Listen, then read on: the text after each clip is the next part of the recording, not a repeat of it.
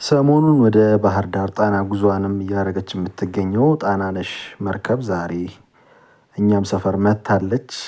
ስታልፍ እኛም ወጥተን እንኳን ደህና መጣሽ ብለን ተቀብለናት ነበረ። በሰፈራችን ባለፈችበት ሰዓት እንግዲህ ጣናነሽ እኔ ቀደም ብዬ በቲክቶክ ብዙ ሰዎች ሲለቋት እየተመለከትኩ ነበር። እና ቪዲዮ ላይ ሲለቀቅ መካከለኛ ወይም አነስ ያለች መስላኝ ነበረ ግን በአካል ሳያት በጣም ሂውጅ ነች።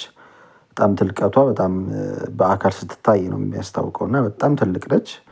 እንግዲህ እኛም ስታልፍ ሰፈራችን ላይ ሻይ ቡና ጋብዘናት እንደዚህ አርፋ ተጨዋውታ ሄዳለች።